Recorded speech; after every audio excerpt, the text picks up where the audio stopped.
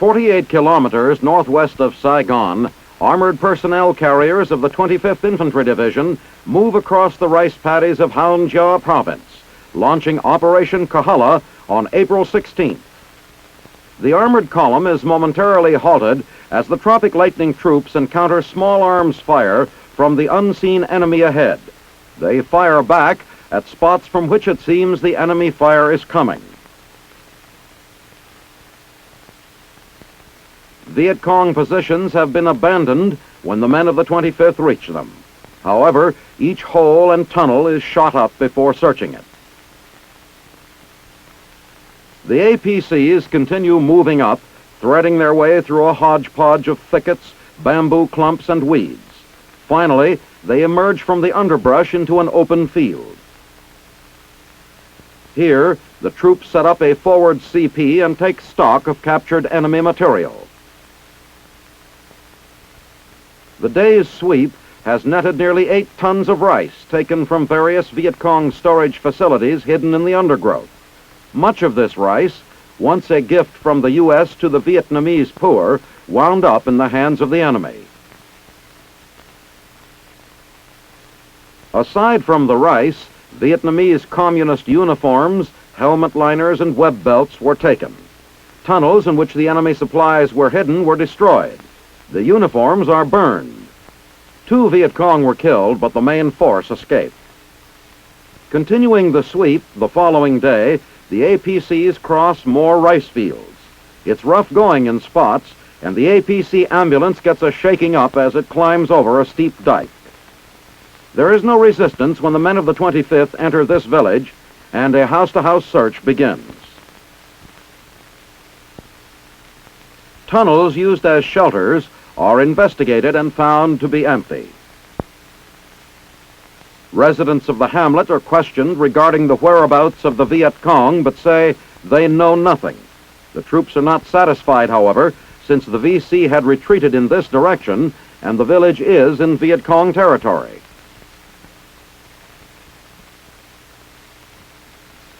The intensive probe of the village goes on, and it is noted that all of the young men are missing.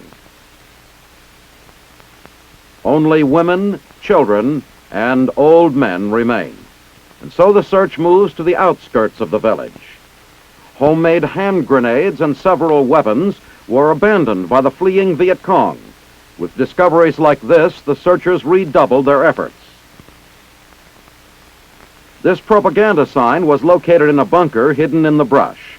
It depicts Viet Cong soldiers wiping out an American armored column while confused U.S. pilots drop bombs on the American forces.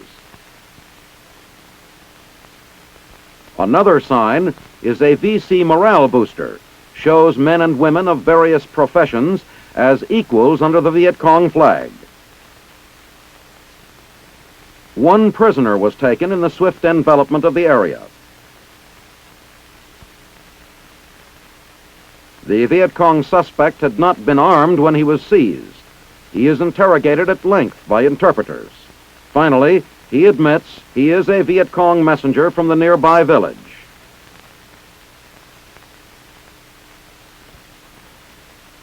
They untie him so he can eat.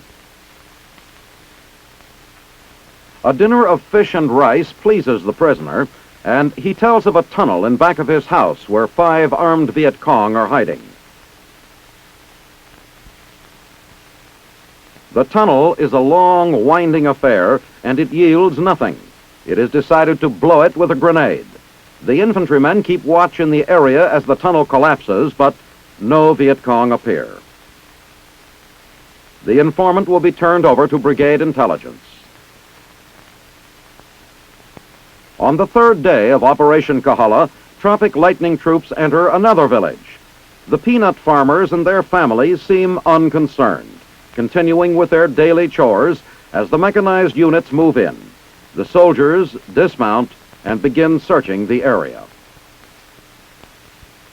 While checking through the small graveyard outside the village, one trooper locates some Viet Cong uniforms hidden in the brush. Here is evidence that the Vietnamese communists use the village. The entire area will have to be thoroughly searched.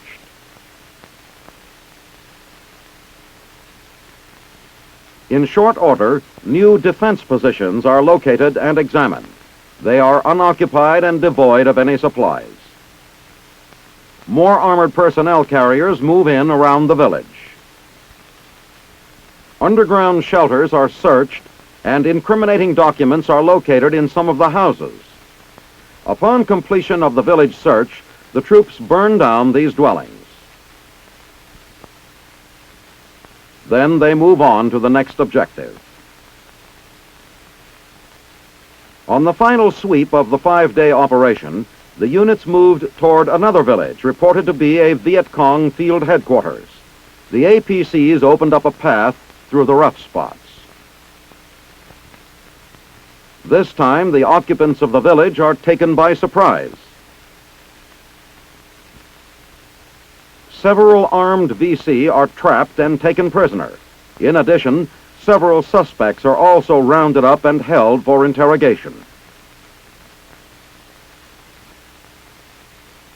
The enemy captives are tied up and taken to the APCs for transport to the rear. As Operation Kahala concludes, the 25th reports 27 bunkers and 40 tunnels destroyed. 54 Viet Cong were killed. Friendly casualties were light.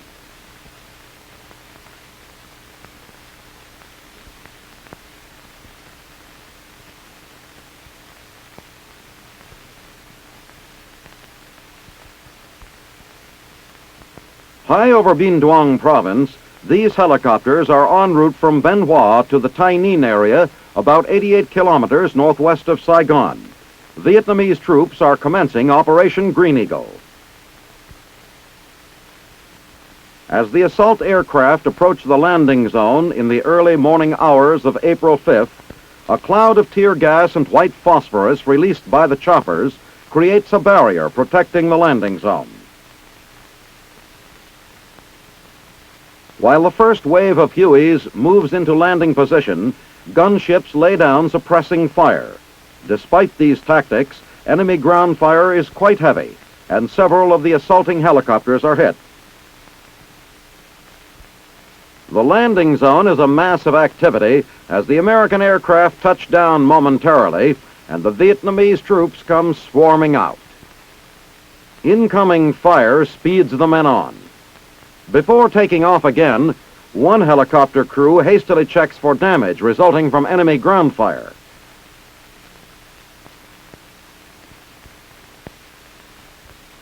Back at the Bien Hoa complex, the ship is completely checked and serviced, preparatory to its return to action.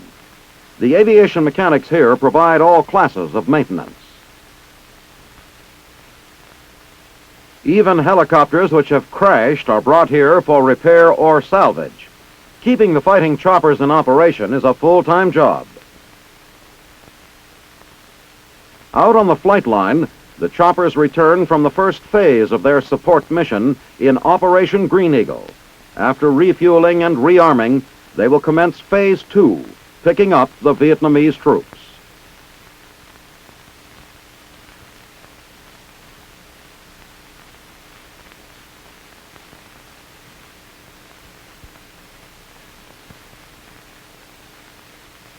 Mortar aerial delivery, a new field expedient method for hitting the enemy with mortar bursts, has been devised by the 173rd Airborne. At Bien Hoa on 5 April, a UH-1D helicopter is being loaded with 81mm mortar shells.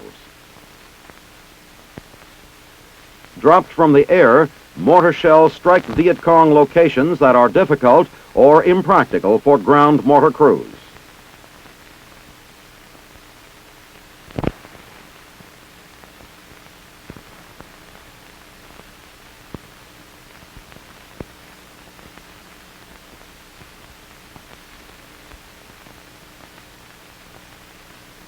On 14 April, General Harold K. Johnson begins a Far East tour in Korea.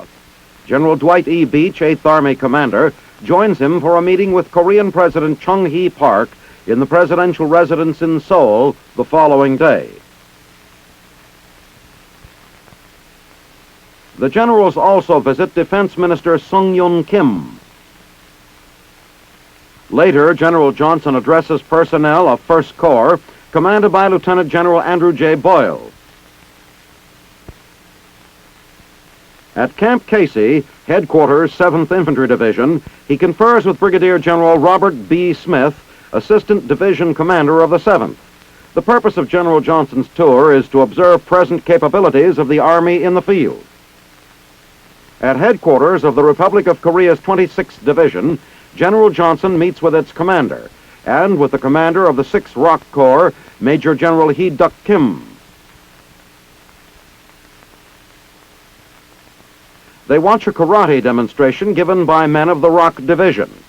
A karate fighter concentrates his body into the moment of impact. It takes years of training to develop this skill.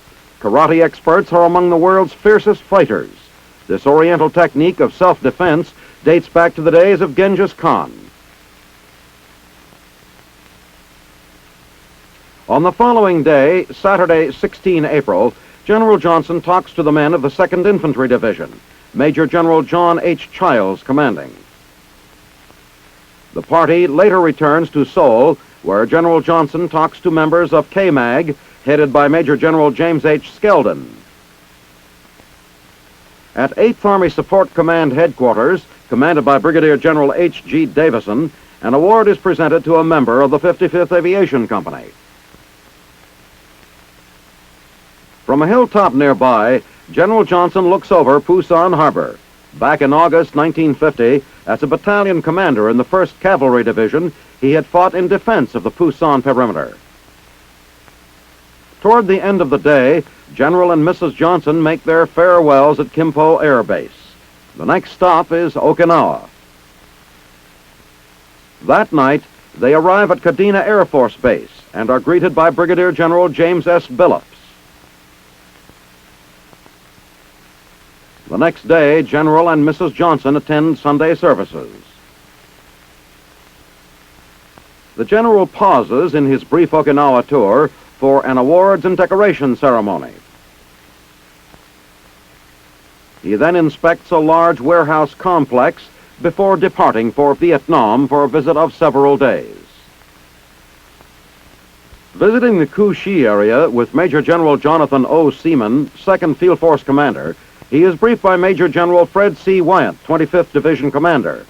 General Johnson talks with the men of the Tropic Lightning Division and spends much of his time in the field with the troops.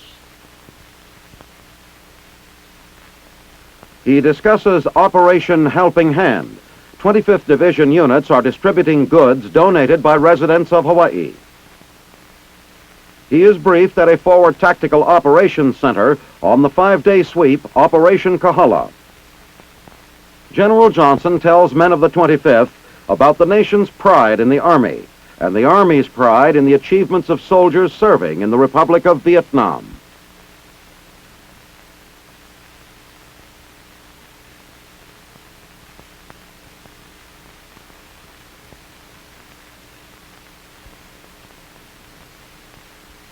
On 15 April, a truck mobility test is conducted in Thailand. This is Staff Sergeant Ray Goddard of the U.S. Army Special Photo Detachment Pacific. Today, we are at the Bang Phu Vehicle Testing Site, approximately 20 miles south of Bangkok. With me today is Major Roger Boris and Captain Nori of the Thai Army. Major Boris, would you please explain to us exactly what ARPA is and some of its functions? ARPA stands for Advanced Research Projects Agency. Its field unit, located in Thailand, is one of its many field units throughout the world, engaged in a process of studying remote area conflicts. Sir, could you possibly go into a little detail on what you are going to be doing here today in testing these vehicles?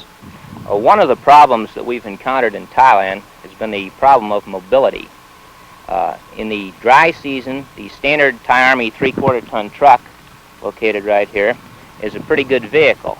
But in the wet season, it gets stuck in the jungle trails, rice paddies, and soft soil areas.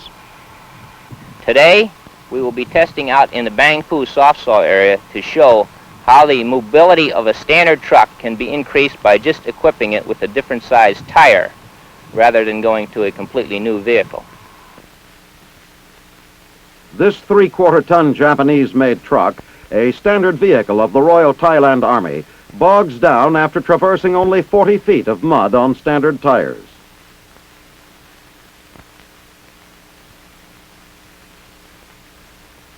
A modification of the truck's tire system is the mounting of 4 extra standard 9-inch tires, using only 15 pounds of air pressure. Its progress is slow, and it nearly stops several times. The same type of vehicle, using a 20-inch wide low-pressure Terra tire, easily traverses the same tidal flats which so rapidly immobilize the vehicle with normal tires.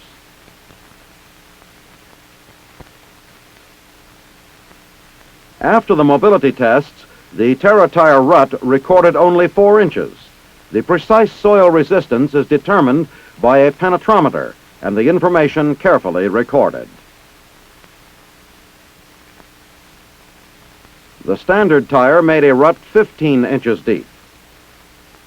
Next, on a planned course, 1 truck with Terra tires and 1 with dual standard tires run back and forth over their own tracks, testing trafficability. The Terra tires experience little difficulty.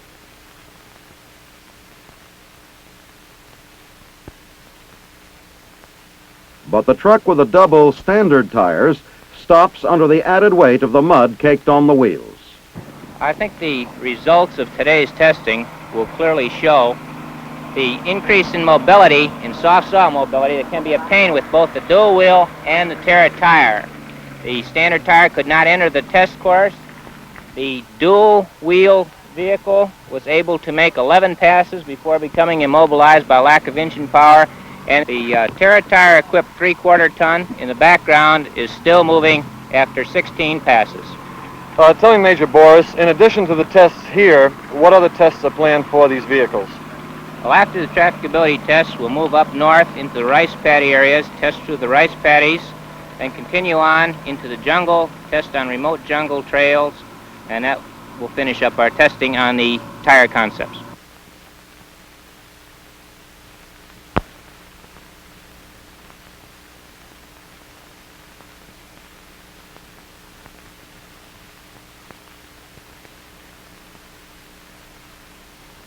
At the Thailand Armed Forces Preparatory School in Bangkok, tests are given twice a month for Thai officers and enlisted men to determine their proficiency in English. I am Major Edward Conway, MAP training officer in the Army Advisory Group, which is an element of the Military Assistance Command Thailand. This is an English language lab that we have introduced into Thailand under the auspices of the Military Assistance Program to Thailand. It's only one of several language labs that we've introduced in the country. This one is located at the Armed Forces Academy's Preparatory School. At the present time, we are going to test a group of candidates for CONUS training. Specifically, we're testing candidates for the next courses that will start at the Command and General Staff College at Fort Leavenworth, Kansas in August of 1966.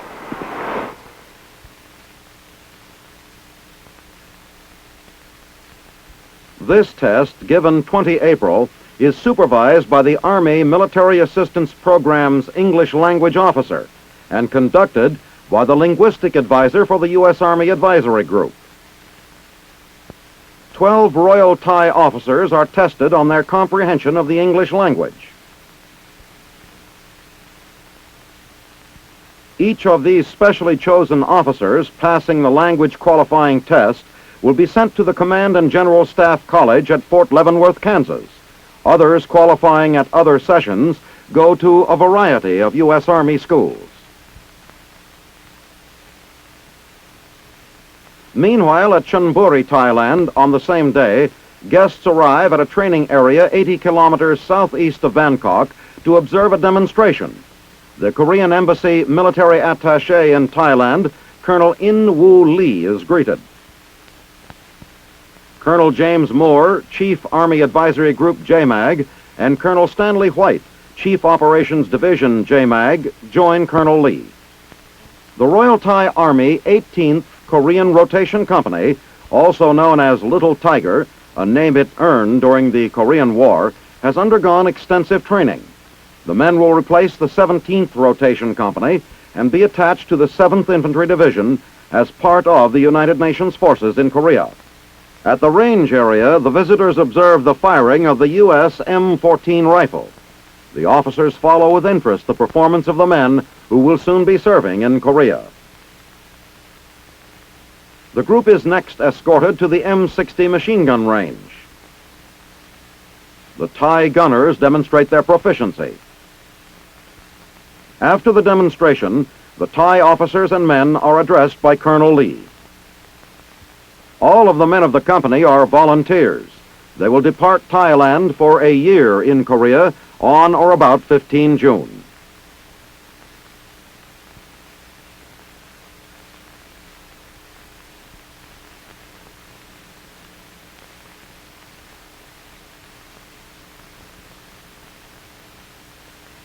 In mid-April, a shipment of typhoid serum donated by CARE arrives at Santo Domingo Airport in the Dominican Republic.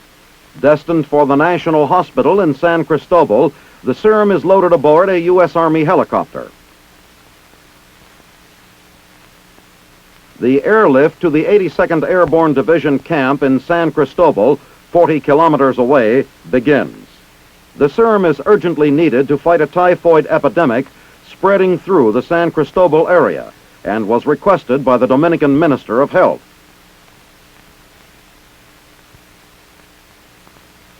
At the Army base, the new 1,000-dose shipment is turned over to Dominican hospital authorities. Earlier, U.S. Army Medical Service had contributed another 1,000 doses. Immunization is required for 20,000 cases, and CARE is shipping additional serum. Just outside of Santo Domingo, meanwhile, a shipment of U.S. Navy water tanks is being picked up by Army engineers, who will establish pure water points for the populace of Santo Domingo. Now headed for the Army engineers' camp, these tanks will soon replace the city's old water system, which is contaminated and considered to be the chief cause of typhoid. At the engineer base, the 1,200-gallon cube tanks are prepared for use. A water fill hole is cut in the top and a drain-off pipe attached to the bottom. Still more tanks arrive at the depot to be used in the program to combat the critical water situation. 16 kilometers from downtown Santo Domingo, a tank is installed at one of 2 points supplying water to the Inter-American Peace Force and several civilian hospitals. 26,000 gallons of potable water are consumed daily by the IAPF. Originally, the water is taken from a river, filtered, and stored until needed. It is then transported by tank truck. The storage tanks are protected by a barbed wire barricade. Water is drawn off by hoses connected to portable pumps. The water is then distributed on a 24-hour basis, providing the citizens of Santo Domingo with 200 to 300,000 gallons per day.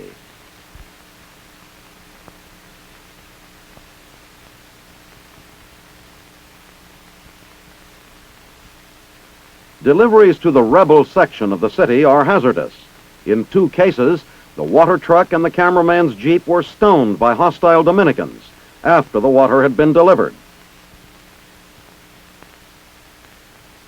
In many localities, the tanks of purified water have been painted with initials of political parties and anti-American slogans. Several times, the words "Yankee, go home" have been painted on the trucks themselves, but the water is welcome.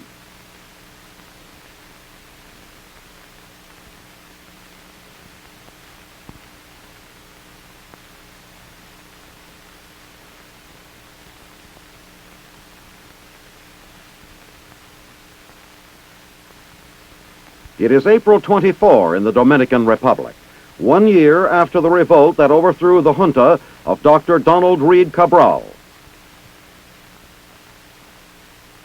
Here in the international zone and along the main supply route leading into Santo Domingo, everything seems peaceful. Elsewhere in town, thousands of Dominicans demonstrate with anti-American slogans.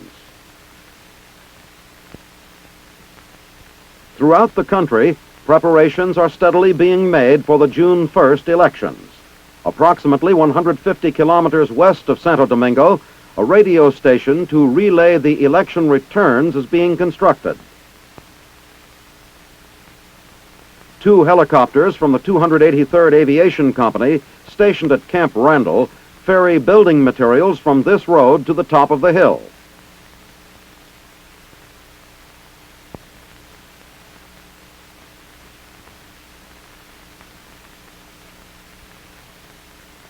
This will be the first election and first constitutional government to be installed since Juan Bosch was elected in 1962. A completely different type of radio station provides entertainment and news for the 8,000-man Inter-American Peace Force in the Dominican Republic.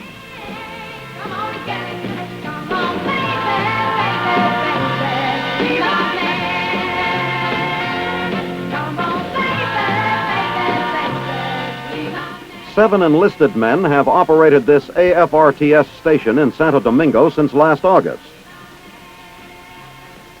It is the only armed forces station broadcasting news and programs in 4 languages: English, Portuguese, Spanish, and Guarani, which is a Paraguayan Indian tongue, and requires a guest announcer. The disc jockeys are as international as their audience. For news, the ticker provides the stories which are edited in the time-honored radio way. The operation is much like that of a small commercial radio station. Originally on the air 18 hours a day, the station expanded to a 24-hour operation on 1 April. A 25,000 album record library has been built up over the past 9 months.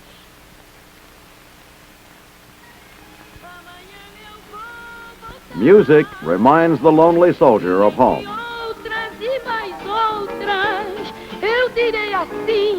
Com este é o 8º botiquim. Ai, saudade rodando, ai, rolando, rolando. Com este é o 8º